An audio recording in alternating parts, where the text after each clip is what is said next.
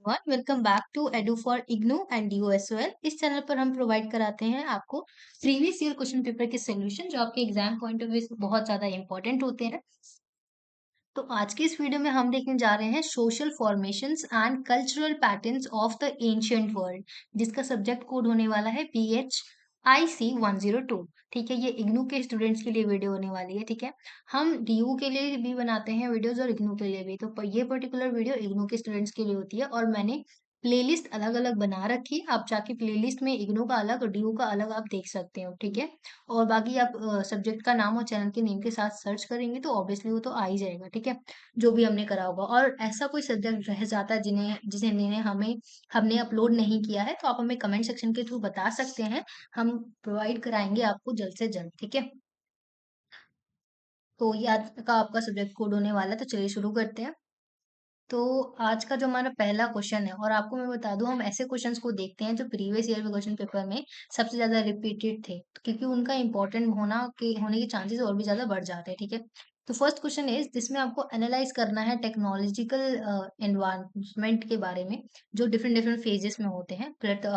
जो कि palaeolithic culture जो था हमारा उस टाइम पे डिफरेंट डिफरेंट फेजेस में कैसे हुआ था। ठीक है, तो एक एक करके हम डिस्कस करते हैं। देखिए, ये जो पीरियड था बेसिकली ये ऑफन रेफर करता है to the old stone age. जब ओल्ड स्टोन के एजेस जब चल रहे थे, ओल्ड स्टोन मिला करते थे, उस एज की बात यहाँ पे होती है, जो मार्क करता है एक सिग्निफिकेंट एरा को, जो ह्यूमन प्रेफी हिस्ट्री कैरेक्टराइज और development of the first stone tools जो होते हैं उसको लेकर। ठीक है, और इस पीरियड में ना ब्रॉडली इनको थ्री फेजेस में डिवाइडेड किया गया है, लोअर मिडल और अपर पेलियोलिथिक। ठीक है, तो यही है। लोअर वाले में क्या है कि ये एक बहुत अर्लियर फेज था, जिसमें डेटिंग अराउंड इसको डेट कर सकते हैं आप 2.5 million to 3 lakh years ago. देख सकते हैं आप कितनी पुरानी बात है। ठीक है, तो ये इमर्जेंस हुआ था यहाँ पे सिंपल जो स्टोन टूल्स थे, लाइक जो चॉपर हो गया, हैंड एक्सेस हो गए, प्राइमरली जो एसोसिएटेड थे विद द ओल्ड डाउन, जितने भी टूल्स थे इंडस्ट्रीज के उससे रिलेटेड जो थे। ठीक है, मतलब बहुत ही पुराने टाइप के, जो कटिंग या शार्पिंग चॉपिंग के लिए यूज होते थे। और मिडिल प्लेलियोलिथिक में क्या हुआ था कि इसको आप कर सकते हैं 3 लाख से लेकर 30,000 ईयर्स के, मतलब बहुत पहले अगो की बात हो रही है यहाँ पे।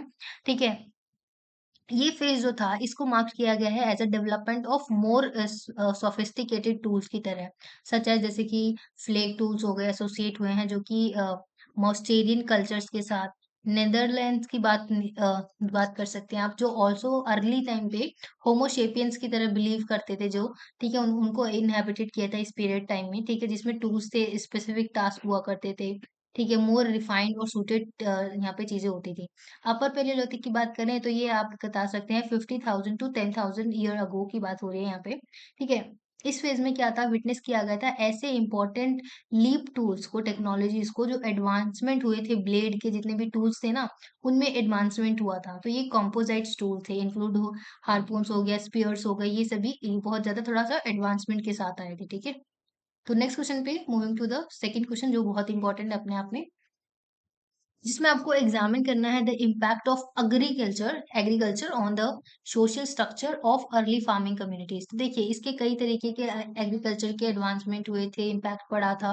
ठीक है, कम्युनिटी के अंदर। तो फर्स्ट हम देखते हैं सेडेनिस्टिव्स। इसमें क्या हुआ था कि इस फार्मिंग में ना लेड किया गया था to establishment of permanent settlement, as people no longer needed to follow migrator patterns of wild की, मतलब किसी तरीके का माइग्रेटरी जो पैटर्न होता है वो उनको ना झेलना पड़े, स्टेबिलिटी बनी रहे ये चीज के लिए। ठीक है, ये प्रॉब्लम हुई थी। ठीक है, और डिवीजन ऑफ लेबर की, मतलब इसमें क्या हुआ था, as a farming become the primary means of subsistence, मतलब सब जीने के लिए ये फार्मिंग बन गया था, तो ये अलाउ करता था स्पेशलाइजेशन के लेबर को स्पेशलाइज्ड बनाने के लिए। ठीक है, ये इम्पैक्ट पड़ा था। और सेकंड ये था कि प्रॉपर्टी और जो ओनरशिप था उसमें कई उतार चढ़ाव देखने को मिले, ये भी प्रॉब्लम सॉल्व हुई थी, मतलब ये भी प्रॉब्लम देखने को मिली थी उस टाइम। कम्युनिटी और कॉपरेशन, जिसमें क्या होता, जो फार्मिंग थे वो रिक्वायर कर रहे थे कलेक्टिव एफर्ट्स को कॉपरेशन करने के लिए, जो कि लीड कर सके डेवलपमेंट, और जो कम्युनल लिविंग जितने भी थे, स्प्रेड रिस्पॉन्सिबिलिटीज जो थी उसको डेवलपमेंट और उसके बारे में बात किया जा सके। ठीक है, तो नेक्स्ट हम देखते हैं क्वेश्चन नंबर थर्ड, जिसमें आपको शॉर्ट नोट लिखना है on agriculture and visual arts in Greek society. देखिए, एग्रीकल्चर और जो हमारे विजुअल आर्ट्स जो है एग्रीकल्चर की बात करें तो ग्रीक एग्रीकल्चर की ये कैरेक्टराइज होता है, इसके एम्फेसाइज है सिमेट्री, जो प्रोपोर्शंस थे, हार्मनी थे, उसके मोस्ट जो आइकॉनिक और आर्किटेक्चरल फॉर्म तो थे ना, खासकर जो टेम्पल्स थे, पार्थेनॉन थे, एथेंस थे, ये सभी मोस्ट फेमस एग्जाम्पल्स हैं। ठीक है, एथेंस का आपने नाम जरूरी सुना हो। ठीक है, तो कुछ इस तरीके से ग्रीक टेम्पल्स, टायरोकी, ये एग्रीकल्चर का उस टाइम पे आर्किटेक्चर का, सॉरी आई एम सॉरी मैंने गलती बोल दिया, आर्किटेक्चर का वहां पे ये सीन चल रहा था। ठीक है, next moving to visual arts. Visual arts में आपको ग्रीक विजुअल आर्ट्स को भी इंक्लूड करा, जिसमें स्कल्पचर हो गए, पोएट्री हो गया, पेंटिंग हो गया, जो रिफ्लेक्ट करता था सोसाइटी को, जो फोकस करते थे ह्यूमन फॉर्म्स को और उनके परस्यूट ऑफ आइडियल ब्यूटी को, वो विजुअल आर्ट्स में वहां पे दिखता था कि कैसे स्कल्पचर्स ऑफ गॉड बनाया जाता था, एथेल्स और माइथोलॉजिकल फिगर्स बनाए जाते थे। ठीक है, पोएट्री जो थी ऑफन डेमोक्रेट की जाती थी सीन्स के थ्रू, थ्रू द मेथोलॉजी जो थे, जो डेली लाइफ जितना भी था, एथलेटिक्स जो थे, ये सारी इंपॉर्टेंट चीजें, ऐसा ग्रीक ऑल्सो एक्सेल हुआ था ये पेंटिंग के थ्रू, ये सारी चीजें स्कल्पचर के थ्रू, यहाँ पे पोट्री के थ्रू, पेंटिंग के थ्रू, ये विजुअल आर्ट्स में दिखता था ग्रीक टाइम पे। अब नेक्स्ट क्वेश्चन नंबर 4 पे आते हैं। तो अगेन वही है, इजिप्शियन आर्किटेक्चर अभी हम थोड़ी देर पहले डिस्कस कर चुके हैं। Monologues of central Asia, sorry Mongols क्या है, सेंट्रल एशिया का जो लीडरशिप हुआ था ना, गेनिस खान जितने भी रहे थे 17 सेंचुरी को लेकर, जो स्टैब्लिश हुआ था, one of the largest imperial in history. ठीक है, हिस्ट्री का सबसे लार्जेस्ट इंपीरियर इन हिस्ट्री अगर बात करें तो इसका हुआ था। ठीक है, जिसको जाना जाता है उसके एक्सेप्शनल जो हॉर्स बैक थे, जो राइडिंग स्किल्स थे, मिलिट्री टैक्टिक्स थे, मोनोलॉग्स कॉन्स्टिट्यूट करते थे, वास्ट टेरिटरी, ये एक्सेस हुआ था एशिया का, यूरोप का, ये अक्रॉस द एशिया यूरोप, ये सारी चीजें हो रही थी। ठीक है, तो ये सोसाइटी जो थी वो नोमैडेटिक लाइफस्टाइल के थ्रू हुई थी, जो क्लेंस करता है ट्राइब को, forming the basic of social units को, ये चीज। ठीक है, अब देखते हैं डेटिंग मेथड्स इन आर्कियोलॉजी। देखिए, डेटिंग मेथड क्या था, डेटिंग यहाँ पे मतलब डेट देने वाली बात होगी यहाँ पे। ठीक है, आर्कियोलॉजिकली ये कहता क्रूशियल था ताकि स्टैब्लिशमेंट हो सके, क्रोनोलॉजिकल सीक्वेंस बनाया जा सके, तो हिस्टोरिकल और प्री हिस्टोरिकल जो इवेंट्स थे उसको प्राइमरी कैटेगरी और डेटिंग मेथड्स करा जा सके। उसमें क्या जो हमारा रिलेटिव डेटिंग मेथड्स होता था, एब्सोल्यूट डेटिंग मेथड्स होते थे। ठीक है, रिलेटिव डेटिंग टेक्निक्स में क्या होता था, इसमें जैसे कि स्ट्रैटिग्राफी होती थी, डिटरमाइन किया जाता था ऐसे एज को जो साइड बाय साइड रिलेशन दिखाते थे एक के साथ दूसरे का। ठीक है, और एब्सोल्यूट डेटिंग मेथड्स में क्या होता था कि रेडियो कार्बन का यूज किया जाता था डेट के लिए, वो जो प्रोवाइड करता था मोर प्राइसिस एज, मतलब उसका करेक्ट एज या प्रीसियस एज क्या हो सकती है। ठीक है, और ये जो मेजर करता था DK of radio active stoves को, रेडियो एक्टिव जितने भी थे, रेडियो में आप कह सकते हैं, प्री रिंग डेटिंग, ये सभी चीजें यहाँ पे इससे थी। ठीक है, one other method includes dendrochronology. ठीक है, प्री रिंग डेटिंग मेथड भी कहते हैं, तो इन मेथड्स का आप बता सकते हैं कि क्या क्या मेथड था डेट देने के लिए। नेक्स्ट, मेसोलिथिक कल्चर क्या होता था, मेसोलिथिक पीरियड एक मिडल स्टोन एज था। ठीक है, जो अभी हमने देखा ना लोअर मिडल और वो वाला, तो मॉडर्न वाला, तो उसमें ये चीज थी, तो जो मिडल एज था उसको ही हम ये कहते हैं, आप इस तरीके से बता सकते हैं, स्क्रीन पॉज करके आप लाइन बाय लाइन जरूर पढ़े, कोई भी चीज मिस ना हो। नेक्स्ट क्वेश्चन हम देखते हैं, जिसमें आपको डिस्कस करना है historical process of domestication of plants and animals in prehistorical time. The domestication of plants और animals की मार्क करें तो एक क्रिटिकल जंक्शन जो था इन ह्यूमन हिस्ट्री, वो लेड करता था टू द डेवलपमेंट ऑफ आर्किकल्चर, ठीक है, एग्रीकल्चर, सेटलमेंट, सोसाइटी, सोसाइटी का सेटलमेंट होगा। ठीक है, ये सभी चीजें प्लांट डोमेस्टिकेशन में क्या होता था कि इसमें ना प्लांट लाइकली वीगन होते थे। ठीक है, जो with the gathering of wild grasses such as जो बीट होता था, हमारा बार्ली होता था, ये इस टाइम पे होता था। ठीक है, नेक्स्ट हम देखते हैं एनिमल डोमेस्टिकेशन। इसमें क्या होता था, सिमिलरली जो डोमेस्टिकेशन है एनिमल्स का, वो इन्वॉल्व करता था ऐसे सिलेक्टेड और ब्रीडिंग वाइल्ड स्पीसीज का जिनको प्रोवाइड जा सके रिलायबल सोर्स, जैसे कि मीट, मिल्क, वूल, लेबर, ये सभी चीजें प्रोवाइड करी जा सके। ठीक है, और dogs were among the first animal to be domesticated, followed by sheep, goats, cattle and pigs. ये ऐसे थे जिनको फर्स्टली डोमेस्टिकेट किया गया था। ठीक है, नेक्स्ट क्वेश्चन नंबर 6 पे आते हैं। देखिए, हमारे पास ज्यादा टाइम नहीं है, that's why we are just going through all the questions. ठीक है, आप वीडियो पॉज करके लाइन बाय लाइन पढ़ेंगे तो आपको सारी चीज समझ में आ जाएगी, बिकॉज बहुत ही इजी लैंग्वेज में इसमें लिखा गया है। Explain the emergence and spread of iron, it's implication. देखिए, इमर्जेंस की बात करें ऑफ आयरन की, तो ये 12,000 सॉरी 1200 BCE में हुआ था। ठीक है, एक को beginning of the iron age भी कहा जाता है इस पीरियड को। इमर्जेंस आयरन की बात करें तो इसमें ट्रांजिशन हुआ था ब्रोंज से लेकर आयरन एक्यूर किया गया था ग्रेजुअली। स्प्रेड ऑफ आयरन की बात करें तो स्प्रेड हुआ था आयरन की टेक्नोलॉजी को was facilitated bye trade, migration and conquest. ठीक है, इम्प्लीकेशन की बात करें तो ये जो वाइड स्प्रेड है जिसको यूज किया जा सकता है आयरन की तरफ, profound social, economic and political implication ये कंट्रीब्यूट करता है to the rise of powerful states जो एम्पायर्स होते हैं, एज वेल एज जो डेवलपमेंट है न्यू ट्रेड्स नेटवर्क्स का, availability of iron also democratized access to tools and weapons, leading to shift in power dynamics and the decline of the elite classes। ठीक है, तो ये चीज है यहाँ पे जहाँ पे ब्रोंज का प्रोडक्शन हुआ, ये चीज यहाँ पे धीरे धीरे डेवलपमेंट हुई इस तरीके से इम्प्लीकेशन।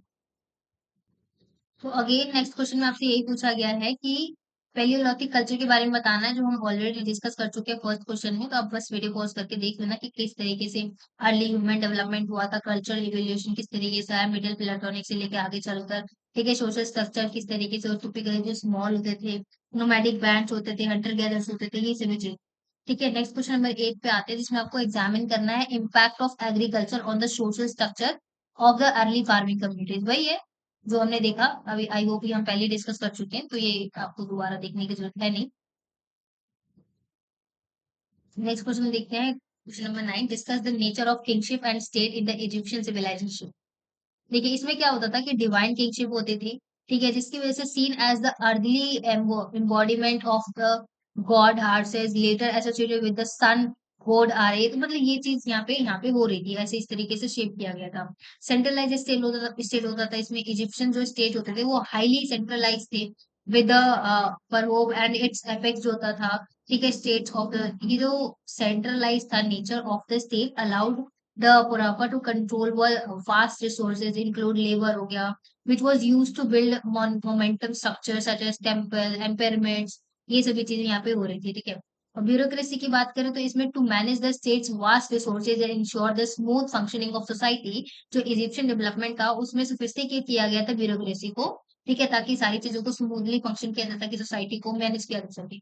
ये जो स्टेटमेंट था वो इंक्लूड करता है स्क्राइब्स को, टैक्स कलेक्टर्स को, एंड provincial करता है governance who were responsible for administrative various aspects of the kingdom from agriculture to trade and religious ceremonies। ठीक है, मिलिट्री एंड एक्सपेंसिव की बात करें तो the pharaoh also served as the commander in chief of the army which was crucial for defining the kingdom and expanding its territories। military consequences brought wealth and resources to Egypt, further जो enhance करते थे जो पारोस होते थे, powder Prestige होते थे। ठीक है, तो ये जो कॉम्बिनेशन था डिवाइन किंगशिप का, सेंट्रलाइज स्टेट का, वेल ऑर्गेनाइज ब्यूरोक्रेसी का, ये अलाउ करता था इस तरीके से। आपने देखा कि किस तरीके से यहाँ पे एक तरीके से कॉम्बिनेशन बन गया है इन तीन चीजों का। ठीक है, डिवाइन किंगशिप होना, सेंट्रलाइज स्टेट होना और वेल ऑर्गेनाइज ब्यूरोक्रेसी हो, इन तीनों का जब कॉम्बिनेशन बना तो ये अलाउ करता था इजिप्ट को जो फ्लोरिश कर सके फॉर द ओवर 3 मिलियनिया, जो मेक करते हैं it one of the most enduring civilization की हिस्ट्री की सिविलाइजेशन की हिस्ट्री। ठीक है, नेक्स्ट क्वेश्चन नंबर 10 की बात करते हैं, इसमें आपको लिखना है write short notes on the following various branches of anthropology. देखिए cultural anthropology, biological physical anthropology, ठीक है, आर्कियोलॉजी, लिंग्विस्टिक एंथ्रोपोलॉजी, इसमें क्या क्या चीजें होती है आप बता सकते हैं। कल्चर में ब्रांच स्टडीज करते हैं कल्चरल एस्पेक्ट को, जो ह्यूमन की सोसाइटी है, include custom, tradition, rituals. Biological में नाम से पता चल रहा है, biological evaluation, genetics, fossil records. ठीक है, प्राइमेटोलॉजी, ह्यूमन बायोलॉजिकल डाइवर्सिटी क्या है उसकी है। ठीक है, और ये आर्किटेक्चर में आपको पता हुआ लैंडस्केप स्ट्रक्चर कैसा है, ये नाम से ही सजेस्ट हो रहा है कि क्या यहाँ पे स्टडीज होती होंगी। ठीक है, लिंग्विस्टिक एंथ्रोपोलॉजी में क्या होता है, जो एग्जामिन करता है लैंग्वेज को, कि ह्यूमन की सोसाइटी में लैंग्वेज कैसा है, क्या है। ठीक है, तो इस तरीके से ये इनके बिहाफ में एंथ्रोपोलॉजी में बात होती है। बेसिकली एंथ्रोपोलॉजी का मतलब ही यही होता है जिसमें ना आप ह्यूमन को, उनकी सोसाइटी को, कल्चर के, बायोलॉजिकल इवेंट जो इनकी हिस्ट्री के बारे में स्टडी करते हैं। ठीक है, नेक्स्ट होमिनिसेशन। इसमें होमिनिसेशन में बता सकते हैं कि कैसे इवोल्यूशनरी प्रोसेस होता है जिससे ह्यूमन बींग्स जो होते हैं इमर्ज होते हैं, एक डिफेक्ट होता है। और की एस्पेक्ट्स ऑफ होमिनिसेशन इंक्लूड होता है डेवलपमेंट ऑफ बाइपेडेलिज्म, जो वेकिंग ऑन टू लेग्स, जिसमें which free the hands for tools use हो गया, ये सभी चीजें हो गई।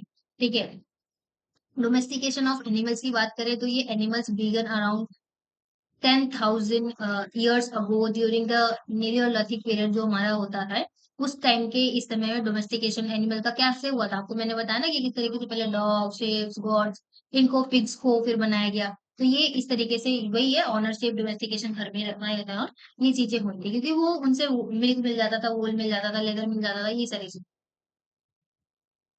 नेक्स्ट डी नियोलिथिक साइट्स की बात करें तो बिथा एंड जोरी जो बिथा है जेरिको सॉरी आप विधा और इसकी बता सकते हैं कि इसका लोकेशन है मॉडर्न डे का जो जॉर्डन है वहां पे ठीक है और Jericho one of the oldest continuously inhabited cities है जो वर्ल्ड में है ठीक है जो कि वेस्ट बैंक में डेट्स किया गया है 900 9000 BCE के थ्रू ठीक है जेरिको को एक वेरी फेमस है क्योंकि ये it is early use of mud brick architectural massive stone यहाँ पे वॉल दिखेंगे आपको ऐसे जो स्टोन से बने हैं तो इस वजह से ये दोनों इंपॉर्टेंट होते हैं आप इसको लाइन बाय लाइन जरूर पढ़िएगा नेक्स्ट क्वेश्चन नंबर 11 पे आते हैं जिसमें आपको ब्रीफली डिस्कस करना है various theories of human evolution को Darwin's theory of evolution out of Africa theory ठीक है इसमें क्या है कि जो हमारा डॉनिस है चार्ल्स डॉनिस जो है इनकी थ्योरी क्या पोजिट करती है कि all the species including human have evolve over time through the process of natural selection of course ठीक है नेचुरल सिलेक्शन के थ्रू जो ह्यूमन क्यों ना हो वो धीरे धीरे डेवलप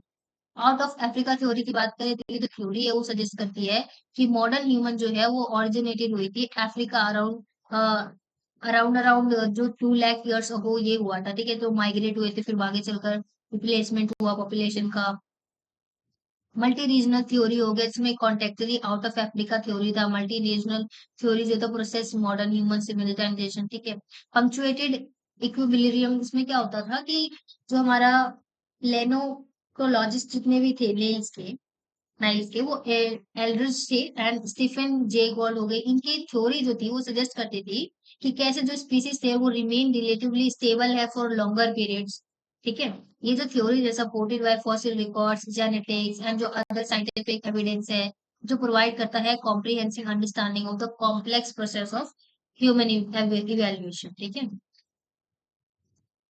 तो फिर नेक्स्ट क्वेश्चन नंबर 12 पे आते हैं जिसमें आपको स्ट्रक्चर बनाना है ब्रोंज एज के बारे में तो उसमें बता दीजिए किस तरीके से टेक्नोलॉजिकल एडवांसमेंट हुआ डेवलपमेंट हुआ धीरे धीरे ब्रोंज का मेटेरियल रिवोल्यूशन हुए टूल्स बने वेपन्स बने जिसकी वजह से ठीक है कॉपर का फिर आगे चलकर वेलफेयर हुआ एग्रीकल्चर में इसका क्राफ्टमैनशिप आया ठीक है अर्बनाइजेशन में इसका हेल्प हुआ जैसे कि वैली हो गया इंडस वैली हो गई इजिप्ट हो गया चाइना हो गया ये सभी इसी की वजह से तो हुआ ठीक है सोशल हायरार्कीज किस तरीके से है सॉरी यहाँ पे थोड़ा सा ग्लिच आ था तो सोशल हायरार्कीज का यही है कि ब्रोंज एज में जैसे डेवलपमेंट देखा गया कि कैसे सेटिस्फाइड सोसाइटी थी जो क्लियर डिस्ट्रिक्शन के साथ रहती थी ठीक है ट्रेड नेटवर्क्स की बात करें तो ये डिमांड है for tin and copper to produce bronze led to establishment of long distance trade network इस नेटवर्क्स की वजह से कनेक्टेड हुआ था डिस्टेंस रीजन फैसिलिटी हुआ था जिसकी वजह से exchange of goods ideas and cultural practice writing system की बात करें तो ब्रोंज जो था वो also saw the emergence of the writing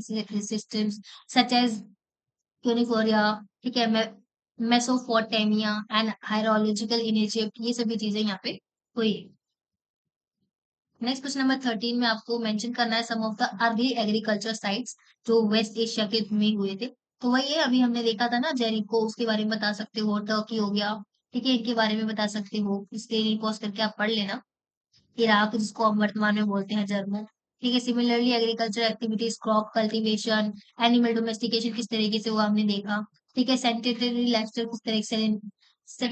lifestyle किस तरीके से आया ये चीज आप बता सकते हैं डिफरेंसेस इन एग्रीकल्चर प्रैक्टिसेस में किस तरीके से इन्वायरमेंटल अडेप्टेशन हुआ टेक्नोलॉजिकल वेरिएशंस हुआ इससे की वजह से क्या हुआ जो लेवल ऑफ टेक्नोलॉजिकल एडवांसमेंट था वेरिएट बिटवीन साइट्स हो गया विद सम लाइक जेरिको हो गया developing early forms of fortification हो गया वाइल अदर जितने भी थे ये जो दीज अर्ली एग्रीकल्चर साइट्स जो हैं वेस्ट एशिया में वो प्ले करते हैं एक ऐसे क्रूशियल रोल को जो डेवलपमेंट जो ह्यूमन के सिविलाइजेशन था जो ले करता था एक ग्राउंड वर्क की तरह काम करता था और कॉम्प्लेक्स सोसाइटीज के साथ साथ इमर्ज हुआ और रीगेन हुआ इसकी वजह से तो यहाँ पे वीडियो कंप्लीट होती है तो इस सब्जेक्ट के अलावा अगर आपको किसी और सब्जेक्ट का सोल्यूशन चाहिए तो आप हमें कमेंट सेक्शन में बता सकते हैं we will try to provide you as soon as possible so don't forget to like and subscribe, and यहाँ तक की वीडियो देखने के लिए थैंक यू सो मच।